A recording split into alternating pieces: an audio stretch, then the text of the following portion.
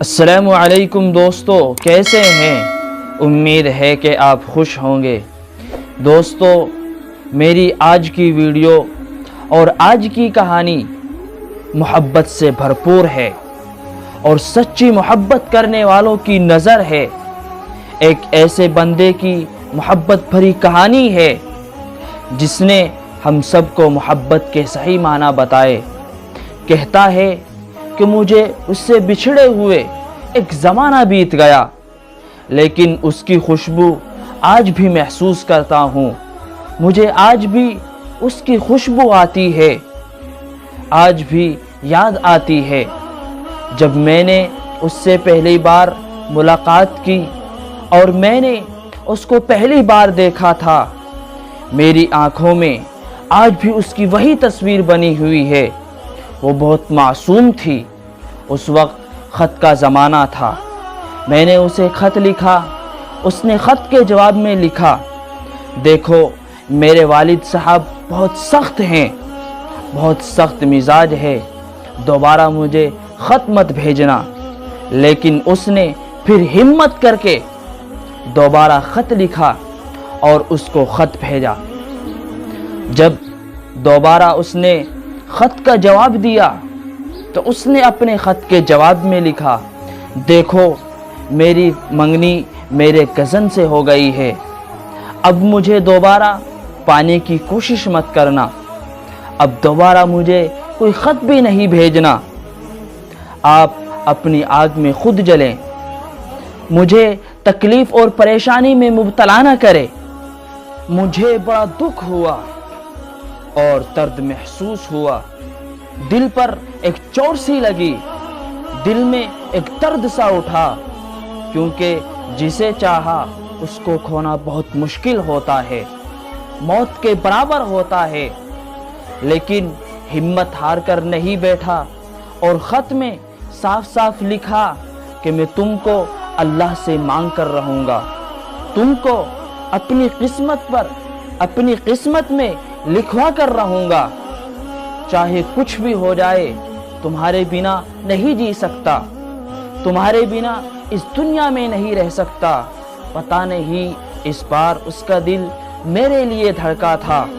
اس نے مجھے لکھ کر بھیجا، جانتے ہو میں تم کو پسند کرتی ہوں، مجھے آپ سے محبت ہے، میں تم سے پیار کرتی ہوں، لیکن اب میری منگنی ہو گئی ہے اور یہ منگنی ٹوٹنے والی نہیں ہے، اور نہ اب ہم ایک ہونے والے ہیں، نہ اب ہماری ملاقات ہو سکتی ہے۔ اللہ کے لیے آپ مجھے تکلیف و پریشانی میں مت ڈالو اور تم خود جلتے رہو اس آگ میں۔ جانتے ہو مجھے ایک ڈر سا لگا اور ڈر ستانے لگا، مجھے لگتا تھا کہ میں اس کو کھو دوں گا۔ میں نے کالج چھوڑ دیا، میری کتاب میں رکھے ہوئے ورق، میری کتاب میں رکھے ہوئے پھول مرجھانے لگے اور موڑ کر رکھا ہوا پنکھ کسی ورق میں خاموش ہو گیا۔ میں نے سارے خط سنبھال کر رکھ دیے۔